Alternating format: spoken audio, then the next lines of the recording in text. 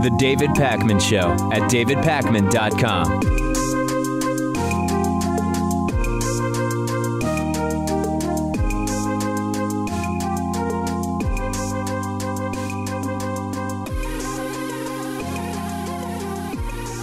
Well, grab the popcorn, folks, of course, with the vegan butter alternative, depending on your personal dietary preferences. Fired FBI Director James Comey has been cleared to and plans to testify publicly about the bombshell allegations that Donald Trump put pressure on him to stop his investigation into disgraced former National Security Advisor Michael Flynn, which could be considered obstruction of justice by President Donald Trump. We're still waiting on the final details. No date has been set as of 15 minutes ago. This will be before the Senate Intelligence Committee, which is investigating possible collusion between Donald Trump and Russia. You might recall that former FBI Director Robert Mueller has been brought in as a special prosecutor for the Trump-Russia investigation. James Comey has spoken privately with Mueller to work out details. He has been cleared to testify. What are we likely to hear or not hear from James Comey? It's unlikely, from a couple of reports that we've read, that Comey will be willing to discuss in detail the FBI's investigation into the charges of possible collusion between Trump's campaign and Russia. But it does appear that James Comey is going to talk about those interactions that he had with Donald Trump prior to his firing, including this just unconscionable, if true, request from Donald Trump for James Comey to kill the Flynn investigation, which Comey says he refused to do. This could be the most dramatic testimony related to this entire scandal. And there are still people emailing me, Pat, saying, David, there's nothing there because Russia didn't flip the election to Trump by hacking. We are 50 stories beyond Russian hacking to influence the results of the election. That is not the story at this point. The story now is the unexplained dozens upon dozens of lies about meetings with Russian associates by Trump team members, possible obstruction of justice, lack of disclosure, on and on and on. I really think this will be one of the highest rated congressional testimonies of all time. We can almost guarantee that he's going to confirm Trump asked him to stop the investigation into Michael Flynn. I think that's a fair guess. But the real question is, will there be any other bombshells? Obviously, he's going to want to act professionally. As he always does. Not going to be able to reveal any classified information, but he also has this hero syndrome and likes the spotlight. You think that, and because a lot of people go back and forth on, hey, listen, Comey is this buttoned-up guy who responds in lawyerly fashion, never says anything extra. And then you've got sort of like the, obviously, it's not just Trump who thinks this, but the whole he's a showboat, showman, whatever type of thing. So you seem to respect Comey, but you still do think that his personality is somewhat along those lines. I don't think he ever lies. I mean, I trust the claims that he makes. It's just how he goes about making them. So delivering that press conference about how he wasn't going to recommend charges against Hillary Clinton, that was unprecedented. Here's something insane for you to chew on. It's only been 3 weeks since Comey was fired by Trump. It feels like it's been 6 months because every day has 3 to 5 new or growing scandals. But it has only been 3 weeks since this entire Comey firing and subsequent, stories about memos that he wrote at the time of his meeting with Trump has blown up.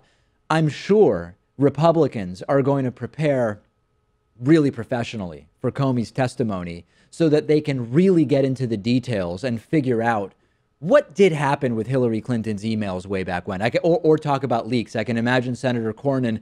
Now, Mr. Comey, I'd like to discuss the leaks that led to us finding out that you supposedly were asked by Donald Trump. That's what Republicans are going to do, right? Because that's what they've done at every single one of these meetings. And of course, John Cornyn was considered to be James Comey's replacement as the FBI director, too. Yeah. Probably not going to happen, but you'd think that would affect his questioning.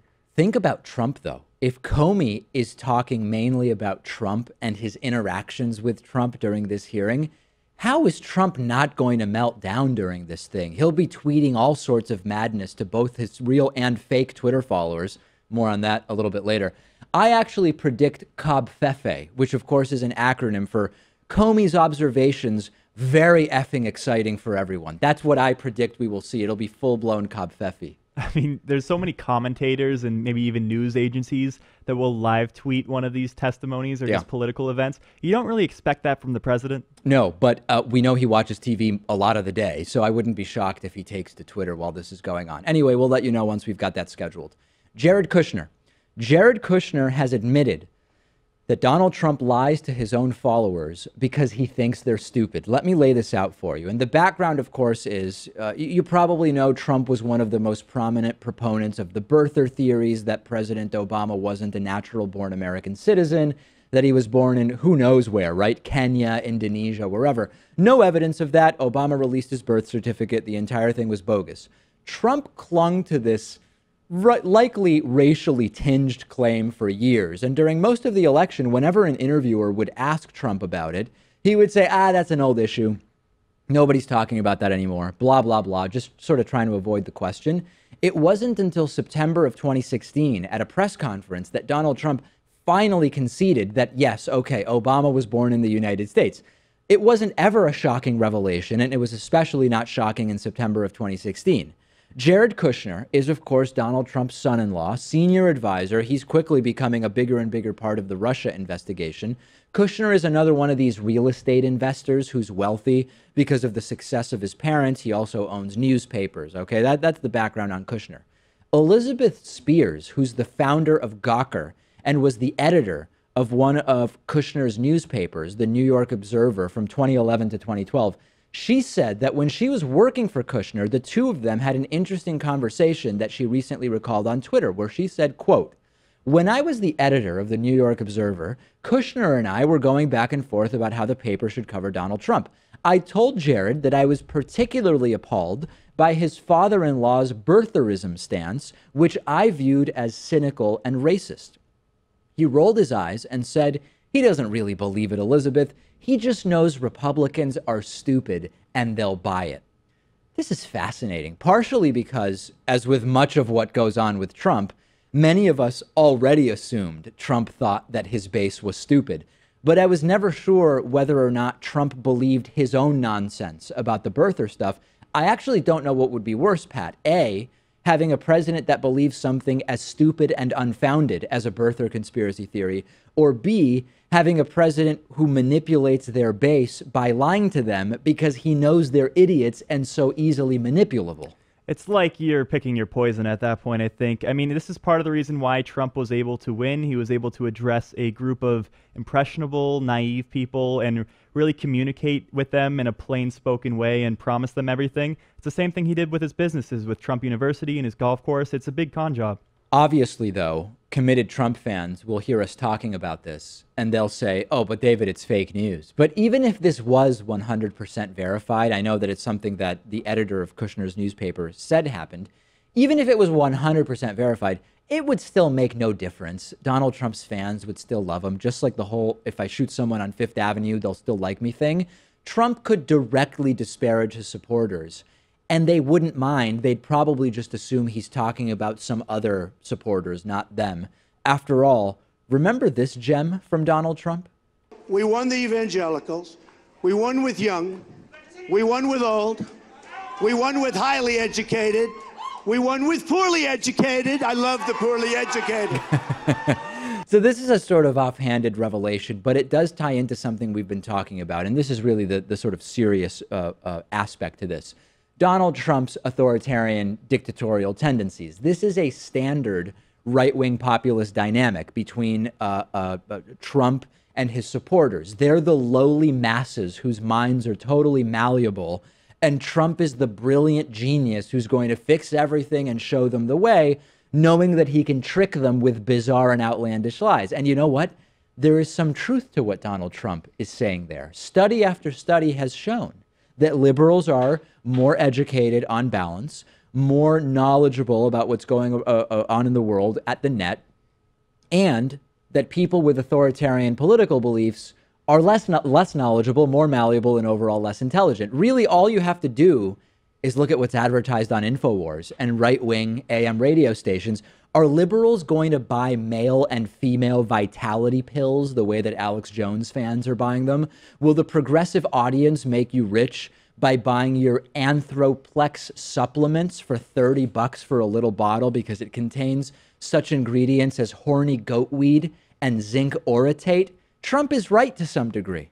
Right, and I think it's completely disingenuous. Do we actually believe that Donald Trump is against abortion or thinks that women should be punished if they have abortions? I don't think so. Does he actually believe that wages are too high in this country? I don't think so. And I think everything we've seen from Trump and the fact that he's backed off, is it fair to say 15, 20 major campaign promises that are just no longer a priority or just practically not going to happen? It was entirely strategic for him. You know, he wanted to place himself in a position where he could win. Sometimes that was taking the populist approach. Yeah. Other times the establishment approach. And, you know, it matters when you're talking about people's health care or their tax rates or whether or not they have access to an abortion. I mean, this isn't just a game. You know, it's not. I mean, saying, oh, yeah, maybe women should be punished for abortions. And then, you know what? I actually didn't mean that, because he really had no personal... He was feeling around for what would play best with the most number of people he could bamboozle into voting for him, and he bamboozled tens of millions of people into voting for him. Let me talk briefly about covfefe, okay? Yesterday, I told you about Donald Trump's tweet in the morning where he set Twitter ablaze with the word covfefe, the tweet, of course, being, this, despite the negative press covfefe. He deleted the tweet in embarrassment. We wondered whether this was all part of Donald Trump's mental and emotional regression that sources close to him have been describing. But what's almost even more concerning is how long the tweet stayed up. Yesterday I misspoke on the show, and I said it stayed up a few minutes. It was actually a few hours, about 6 hours that it stayed up. So yesterday at the White House press briefing, a reporter asked Hero Press Secretary Sean Spicer whether Americans should be worried that the president is staying up at all hours of the night tweeting gibberish. And Spicer responds by saying that some people did know what Donald Trump meant by covfefe, and the room of reporters could not contain their laughter. Take a look at this. Hunter. Thank you, Sean. Do you think people should be concerned that the president posted somewhat of an incoherent tweet last night and that it then stayed up for hours? No. Why did it stay up so long? Is no one watching this? No, I think the president and a small group of people know exactly what he meant. Blake. Blake. What does it mean? Blake. What is covfefe? Blake. I want to go to Paris. No, but so you can... Blake. Itself? Blake. Is at this point... As you can hear, the sound in the room, a mixture of laughter, disbelief, and genuine curiosity. People saying, oh, wow, well, what does covfefe mean? And Sean Spicer declining to answer that. Imagine that. Hey, Sean, should we be concerned that the president is tweeting gibberish in the middle of the night? No. I'm convinced. No more questions, Sean. You know, this whole covfefe thing just started out as a lighthearted story, but I think Sean Spicer's defense here is very telling, because if he's not willing to own up to the administration or Trump making a mistake in this instance when it's so inconsequential, he'll do it for any instance as well. Absolutely. That was exactly my thought, which is you could just say, oh, it was a mistake. It was just a typo. He meant coverage, news coverage, and that's it. And we move on. Instead, no, people knew what it was and it wasn't a typo. Can anyone else hear in that clip the disillusion and defeat in Sean Spicer's voice? He clearly seems worn down, like he can sort of barely take this nonsense anymore. Every day he seems more beaten. Yeah, the poor guy, honestly. I think he may be the next to go, and that's why you're not seeing him on camera these days, and you see what's her name? Sarah Huckabee Sanders taking a bigger role. Yes, and that I don't think there's any coincidence there. Maybe covfefe was some sort of acronym, like I alluded to earlier in the show, something like come over, Vladimir, for an exciting fraud evening or something like that. Maybe we're just upset that we're not in on it. We're not in that small circle of people who know what that means. I know. It's one of those things where it's almost authoritarian, sort of dictatorial in nature, where, hey, it's all the masses that are the ones that aren't privileged enough to understand what covfefe is. All he has to do is say, it was late. Made a typo, no big deal, next question.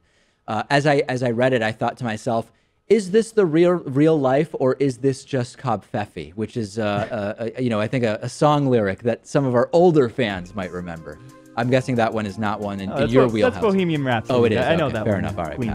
Pat. Anyway, talk to me on Twitter. I'm on Twitter at @DPacman. Talk covfefe or covfefe or however it is that you pronounce it. The David Pakman Show at davidpakman.com.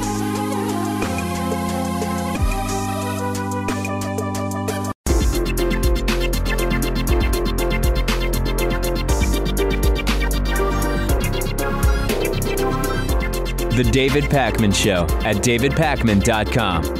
Today's new member of the day at davidpakman.com/membership is Antonio Franco. Antonio, thank you so much for signing up. We are viewer and listener supported media. We depend on the support of members like Antonio. You can join him at davidpakman.com/membership. There is a coupon code available. I voted 17. If you want the 40% discount, you can use the coupon code. You don't have to. You can also make a pledge of as little as $1 a month at patreon.com/davidpakmanshow.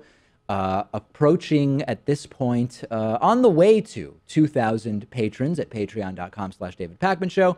And lastly, if you ever shop on amazon.com, remember to go to davidpakman.com/Amazon before you shop. This morning, Pat, I was on the Reddit discussion forum for the David Pakman Show, as I often am in the morning, davidpakman.com/Reddit.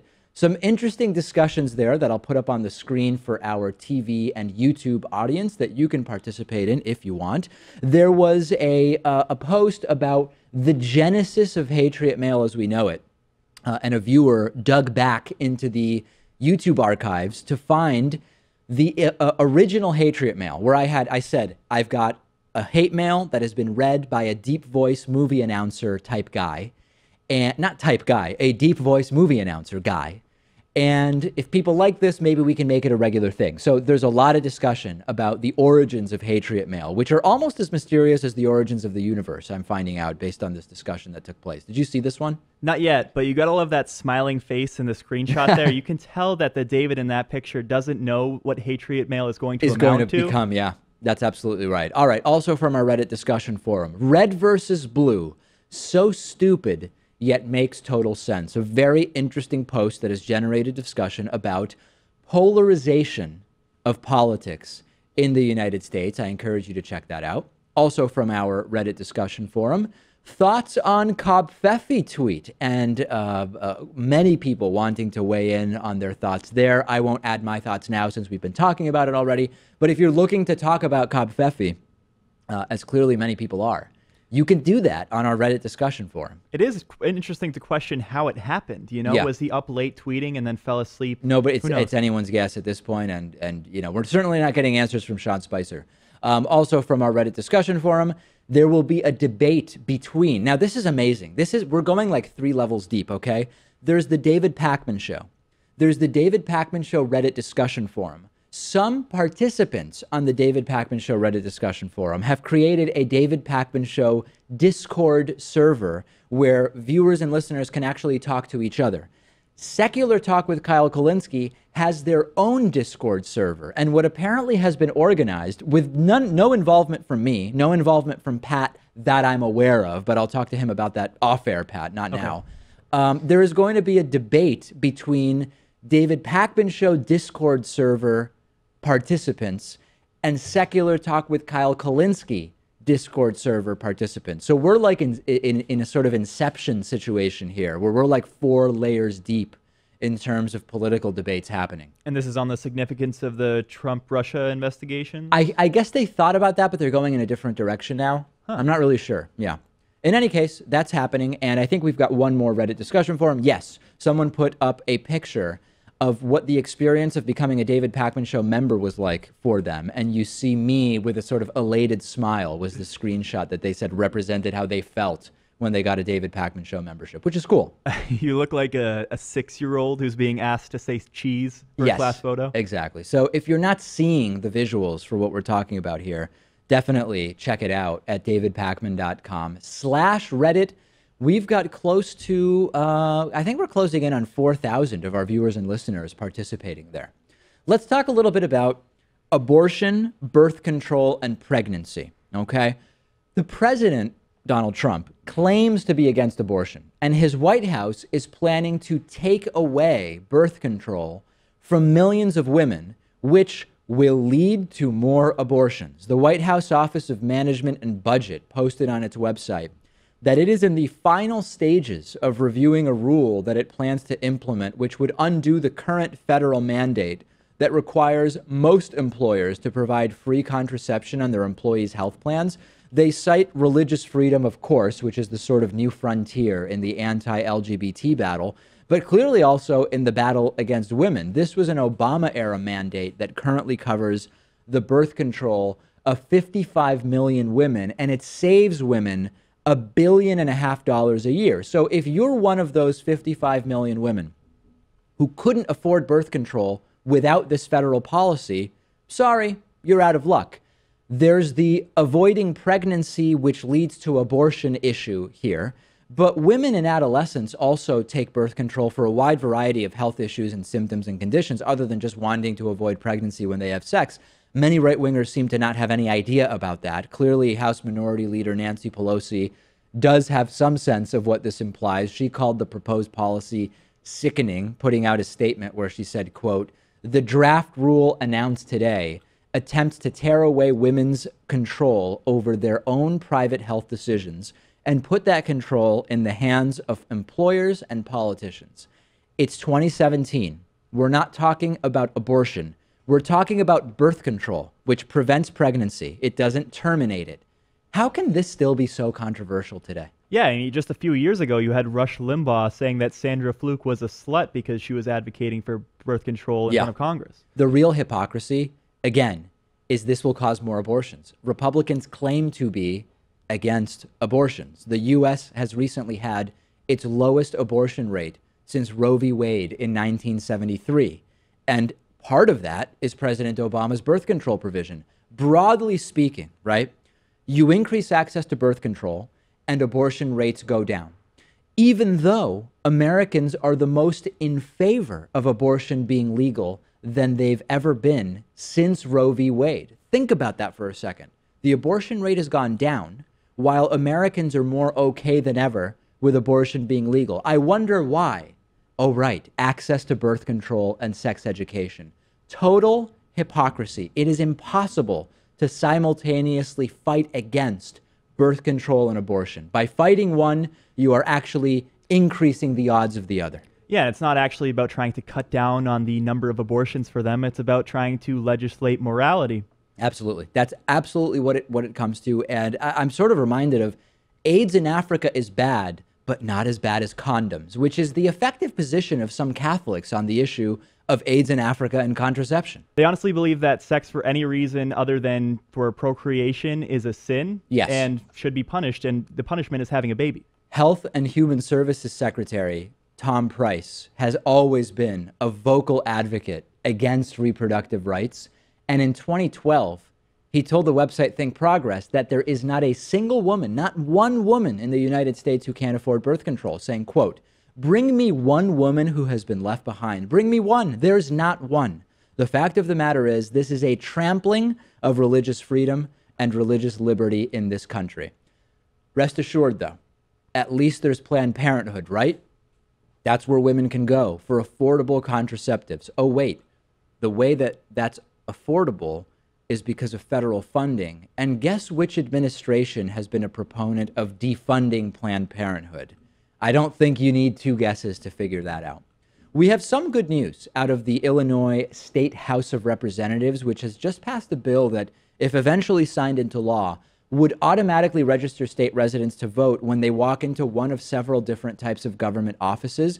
This would hugely streamline the voter registration process. You would no longer need to mail in any forms or wait or anything. It passed the House 115-0. It had already passed the Senate 48-0, and now it goes back to the Senate for tweaking. You might know that a similar bill actually made it through the Illinois legislature last year, but it was vetoed by their Republican governor, Bruce Rauner, who cited, quote, voter fraud as a reason to be against this, which is, of course, bogus. First, because in-person voter fraud just isn't a problem. And second, because registering people to vote automatically is a completely separate process from whatever ID requirements there may be to actually do the voting on voting day. Proponents are pointing out this would actually make it even harder for people to register illegally because your name already has to be on a pre-constructed list of eligible voters at whatever state agency you show up at. So this is actually one of those cases where it's all about suppressing turnout. This is a partisan issue, although it shouldn't be, because it involves more people voting, which is always bad for Republicans. Republicans don't want more people to vote. it's not exactly democratic, is it, Pat, to try to reduce the number of people participating in the democratic process? Yeah, and of course we're talking about small d democratic, but it's also not capital D democratic either. It's not either, right, because you are more likely to be obstructing the votes of Democrats than Republicans when you make it more difficult for people to register to vote and to actually vote on voting day. People might forget that Republicans not only push voter suppression at the polling places, but also in the voter registration process. Rauner is still the governor. He says he will sign it this time. We will see. Regardless, the General Assembly in Illinois right now has a majority so large that they actually would likely be able to override a gubernatorial veto, even if the governor did veto it. Every state should have this. It's common sense. This is removing a step in the registration process. We're not talking about IDs at voting precincts. And really, truly automatic voting per se would be even better, like in Canada. You don't have to be registered. You just show up at the polls because you're already on a list by default. Even the concept of registering to vote is one that could be done away with if there was a commitment to increasing voter turnout. Yeah, and it's easy to forget that voting is a right. It's not like it's a privilege like driving. And of course, there's this administrative step you have to take where you have to register. Right. But if we just do things like this or have automatic voter registration when you turn 18 or same day voter registration when you go to the polls, that's a step in the right direction. And again, it's all sort of suppressed with this vague explanation of voter fraud. And what Republicans mean by that is in-person voter fraud, right? Someone showing up and claiming to be 20 different people to vote 20 times, or people showing up with their name in 10 different districts. This effectively doesn't happen. I think you know the numbers better than I do. In the 2016 election, I think that there were 4 examples. 4 examples. 3 of which were definitive Trump voters, right? Not necessarily Trump voters, but they were registered Republicans. We know one person voted early and they voted for Trump. So again, trying to solve a problem that does not exist. Discuss this with us on our Reddit discussion forum, davidpakman.com/Reddit. The David Pakman Show at davidpakman.com.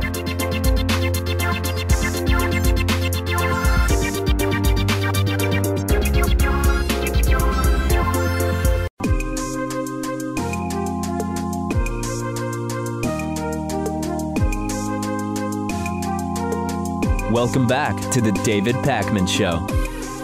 We're continuing our conversation now with Elizabeth Currid-Halkett, who's the James Irvine Chair in Urban and Regional Planning and Professor of Public Policy at the University of Southern California. We've been speaking about her recent book, The Sum of Small Things, A Theory of the Aspirational Class. So, Elizabeth, yesterday we sort of explained the ways in which the elites, the new elites of sorts of 2017 can sometimes signal status, and it's increasingly through inconspicuous forms of consumption. And we talked about some of them.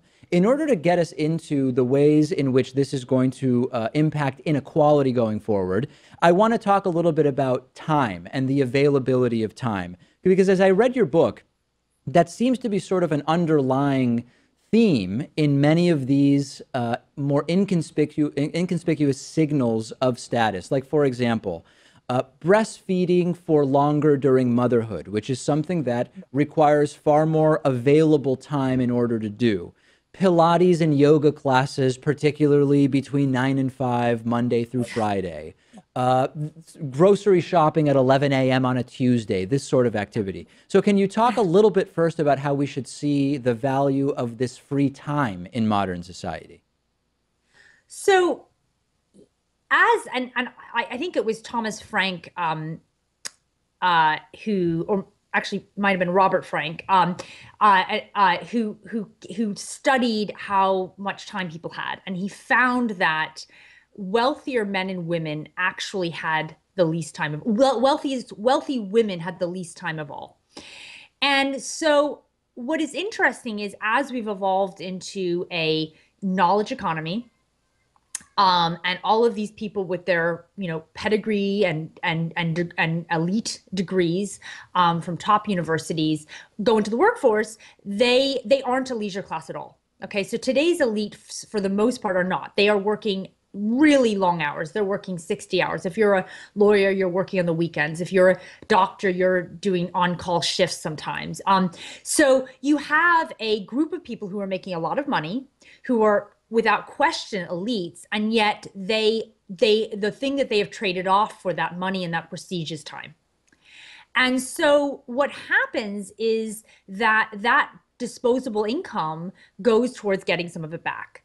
And so that's where you actually, when you look at the patterns of upper income spending, that you see people spending on things that give that back. They spend money on housekeepers, on gardeners. They spend money on, not nannies and, at-home childcare that allows them flexibility. And they also spend money on experiences, which is, using time in a way that allows them to, recharge and get the most out of it. And then your point about breastfeeding is really interesting because that, of course, requires a few different things, right? So it requires a lot of time.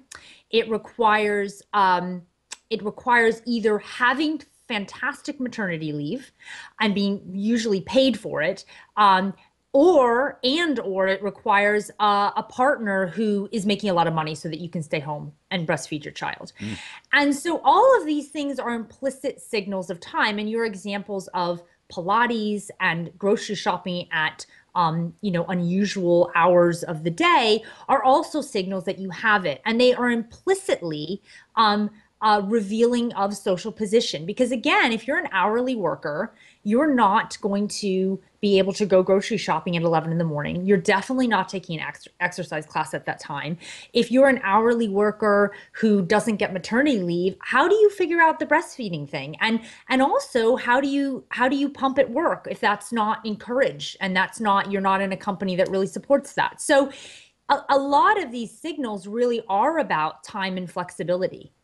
When we look at the big picture of this move towards inconspicuous designators of status or wealth, can we assess the multi-generational impact on income and wealth inequality of that? Is there a clear sort of answer to that for you? If we compare, how would someone's grandchild be impacted by the fact that they had silver instead of steel spoons versus how would they be impacted by increased spending on the types of activities you're talking about?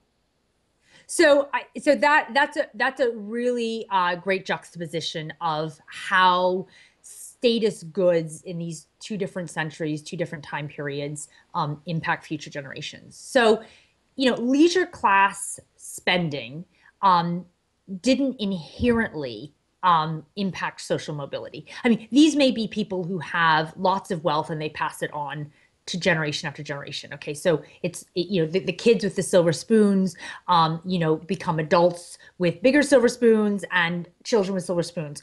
But it's not the actual display of status and the mechanisms by which that's revealed don't reproduce the privilege, if that makes sense. Today, it's very different.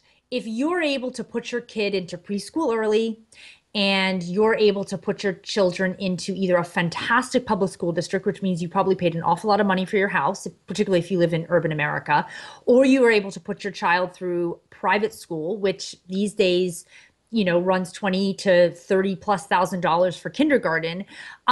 And these are great schools, which then feed into great high schools, which then are really great, preparatory schools for sending them to the most elite universities.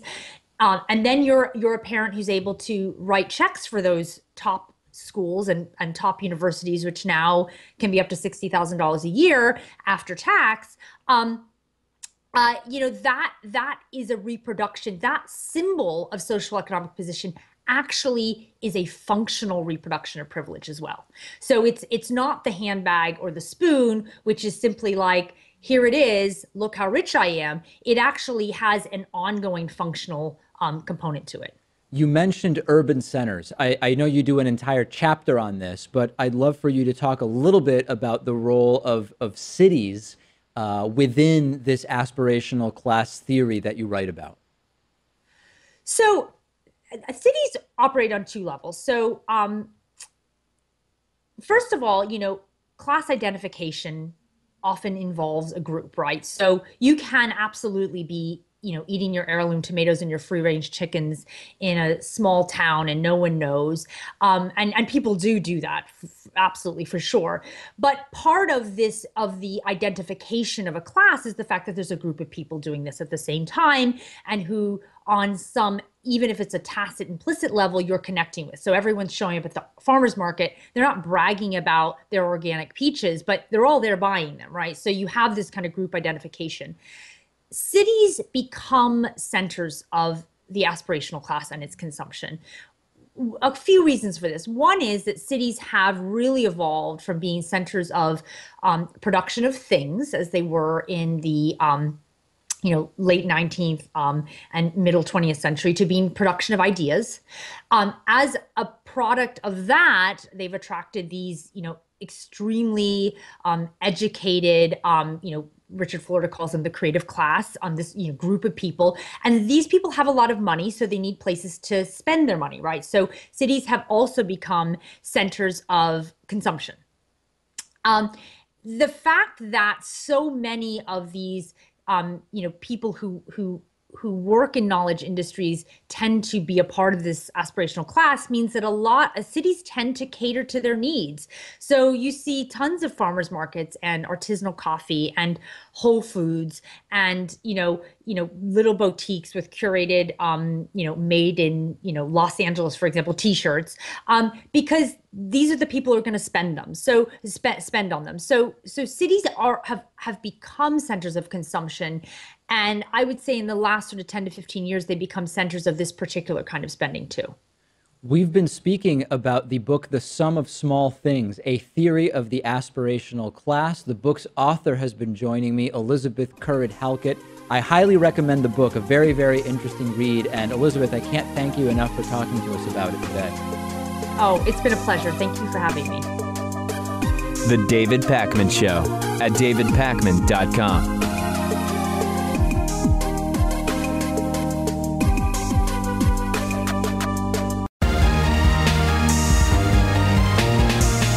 The David Pakman Show at davidpakman.com.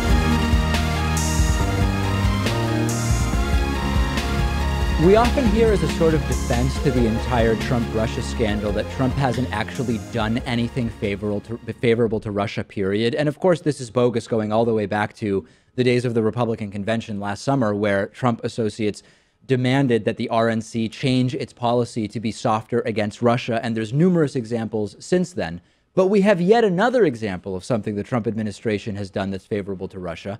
The Trump administration is now planning to return 2 diplomatic compounds to Russia, one near New York City and another on the eastern Maryland shore. Russia's officials, you might remember, were ejected from those compounds in late December as a punishment for Russian interference in the 2016 presidential election, as confirmed by numerous intelligence agencies. President Barack Obama said on December 29th that the compounds were being used, quote, by Russian personnel for intelligence-related purposes, and gave Russia 24 hours to vacate them. So early last month, the Trump administration told the Russians that it would consider turning the properties back over to them if Moscow would lift its freeze, which was imposed in 2014 in retaliation for American sanctions related to Ukraine, on the construction of a new U.S. consulate on a certain parcel of land in St. Petersburg. 2 days later, the U.S. position changed. Then, Secretary of State Rex Tillerson told the Russian Foreign Minister Sergei Lavrov, as well as our buddy now. It's amazing how familiar we are now with the name Sergei Kislyak. Sergei Kislyak also told by Rex Tillerson at a meeting in Washington that the U.S. had dropped any kind of a linkage between the compounds and the consulate. Before making a final decision on allowing the Russians back into these compounds, the administration is looking at possible restrictions of Russian activities there. One possibility would be that they'd remove diplomatic immunity. Previously, these 2 Russian compounds had diplomatic immunity, meaning that American law enforcement would be barred from entering. They are maybe considering not having diplomatic immunity when they give the compounds back. This isn't exactly a great time to be making concessions to Russia, is it, given that the president and his administration are under investigation by the House, Senate, and a special prosecutor for alleged ties to Russia? No, but I also don't think that Trump supporters or people who deny the Trump-Russia scandal are going to be too convinced by this. Yeah. But it certainly does go to this idea of indifference. Putin kills people. We have killers too. It's all the same. Well, Take Crimea. It's fine. I was thinking they're obviously not so obtuse that they're missing that this could look bad. I'm sure they get that. They simply don't care. And that's what's so unsettling about this. They're acting with total impunity. And there's another angle, which is in order to do this, despite knowing that it will look bad, at least to some people, they must have more to gain by doing this than making themselves look bad in the midst of this investigation. They really don't think that Russia poses a threat or that they haven't committed atrocities like killing political opposition or reporters. This is actually more important than it appears. This was part of the punishment that the Obama administration had pushed for hacking the election. They removed spies, they closed these facilities, they imposed sanctions. That's as far as what we know publicly. We know that disgraced former National Security Advisor Michael Flynn, at minimum, had spoken with Russia about removing the sanctions that were imposed for hacking the election. We also know that Russia just threatened the U.S. to adjust the punishment from the election hack issued by the Obama administration. Is this the opening of the door to a more substantial lifting of sanctions next? And that is why you could say, well, listen, this is just undoing stuff Obama has done. Obama did this. Trump didn't like it. Putin didn't respond in kind. So we're just going to lift it. But when you look at what the discussions were that disgraced former National Security Advisor Michael Flynn had in terms of substance with Sergei Kislyak, we're starting to do the things that they had talked about. And that's why this paints this broader picture, which I think, again, a lot of people are ideologically committed to just ignoring and pretending isn't going on. It's also possible that they had plans that fell through because the public became aware of this Trump-Russia scandal. Right. But certainly they could do things like lift the sanctions, recognize their annexation of Crimea, and maybe even an oil deal. And that might apply also to the entire back channel that Jared Kushner, we now know, was trying to establish. We don't actually know whether that was or wasn't established because a lot of these things started to go public and the heat sort of started to build. But maybe we'll find out one day. Hey, let's talk about Twitter. Twitter has been a bigger and bigger sort of factor in American politics over the last 2 years. And the president of the United States, the current one, not the prior one, has been known to brag like a 14-year-old about how many social media followers he has. It's sort of like a badge of honor, which is a weird badge of honor for a 70-year-old billionaire. But fine, Twitter followers are a badge of honor for Donald Trump. He has 31 million followers on his Twitter account. Laughably, it turns out that roughly half of those Twitter followers are fake. It's widely known that you can buy Twitter followers. Fake Twitter accounts are readily created, easily bought and sold in large numbers. It's a common marketing technique. Anyone can do it. Just type into Google, buy Twitter followers. You'll have pages and pages of places where you can very cheaply buy Twitter followers. For example, look at comedian Joe Mandy's Twitter page, where he has 1 million followers, and his profile description says, Twitter is trash, Facebook's the devil, I bought 1 million followers for like $400. None of this matters. Antarctica is melting. This weekend, Donald Trump's Twitter page saw a major spike in new followers. But upon very superficial inspection, many of those new followers appear to be fake. If you just browse through Trump's Twitter followers, which anyone could do, you just click on the number of followers and you start paging through Trump's followers. A ton of them are accounts with no pictures and no tweets ever, which is a typical thing of fake and sort of automatically created accounts. If you run Donald Trump's Twitter handle through an analyzer that uses algorithms to determine the authenticity of one's Twitter followers, there's a site, for example, called TwitterAudit.com, you find that only about 51% of Donald Trump's Twitter followers are real. As you can see here on screen, a recent estimate from Twitter Audit estimates that 15.9 million of Trump's followers are real and 15 million of Donald Trump's Twitter followers are fake. I wanted to test the accuracy of this site, so I entered the name of Joe Mandy's Twitter account on the website. Again, Joe Mandy admits that he bought 1 million followers or some significant number of them.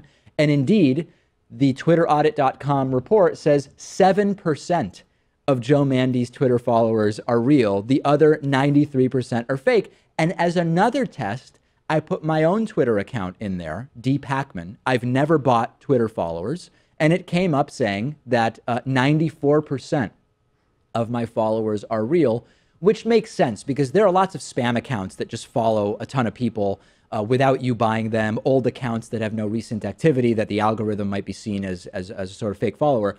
So it does appear that this is an accurate website, twitteraudit.com, and people have known this about Trump's Twitter account for a long time. But what really is interesting is that the percentage of his followers that are fake is increasing, even while he's president of the United States. In January, 68% of Trump's followers were reportedly real on Twitter. That's now down to 51%. Do you understand what that means, Pat? That means that the president of the United States considers Twitter followers an important enough thing that while president, he or someone designated by him is still buying fake followers on Twitter. You know, this is really concerning for me because I follow Donald Trump on Twitter because I want to keep up with his antics, the covfefe tweets and all that. And now that I know that I have a 50-50 shot at being fake, it's a real existential crisis for me. I completely agree with you. It is a disgrace, and this is the social media version of the inauguration crowd size lies. And what purpose could this serve besides trying to boost Trump's image and vanity? This is the type of thing that matters to Trump, and it still matters even when he's president. Donald Trump is tweeting covfefe to millions of fake followers. Do you know what I love about this, too? He only ranks 34th on the all-time list of Twitter followers. Do you know who comes at number 3rd with 89 million followers? No. Barack Obama. Is that right? Yes. Well, you know what we didn't do? We didn't run. And I'm just going to try to do this. Let's see if I can run Barack Obama through TwitterAudit.com. I mean, I wonder what percentage of his followers come up as real or fake here. It's happening live. He's Barack Obama on Twitter, right? I think. Interesting. According to this, only 65% of Barack Obama's followers are real. Wow.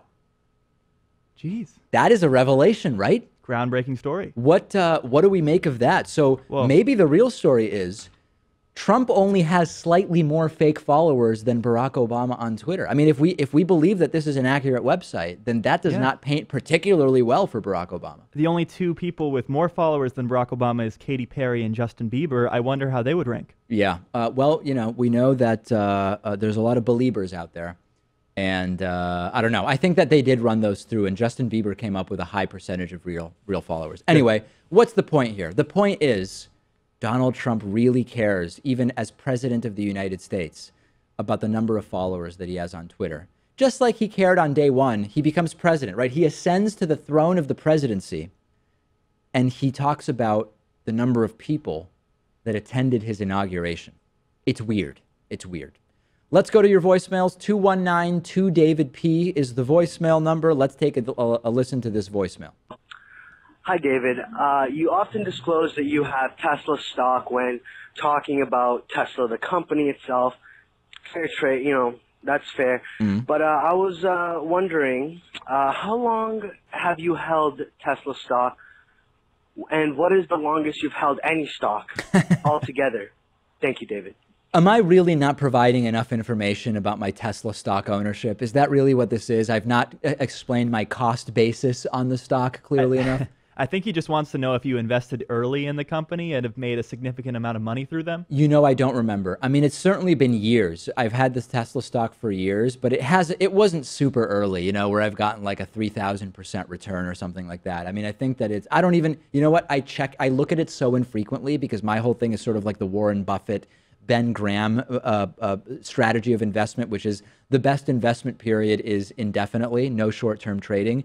It's been certainly at least 3 years, or I really don't know. I could be way off here, and I don't want to misspeak because I assure you I've been disclosing it since I've been an investor, but I don't remember exactly when I got in. Any other disclosures you want to make? Maybe you're invested in Koch Industries, for example? No, by no means. Well, you know what? The truth is, through mutual funds, you don't really know on a day-to-day basis every company that you might own some tiny fraction of, but not directly anyway. You know what? Maybe I should just like print out my entire list of stocks that I own and publish them to the audience or something. I'm kidding. but I hope that suffices. We've got a great bonus show for you today. It's so great and so extensive, and I'm so short of time right now on today's show that I can't even tell you what's on the bonus show. But it's a good one. davidpakman.com/membership. Sign up, get instant access.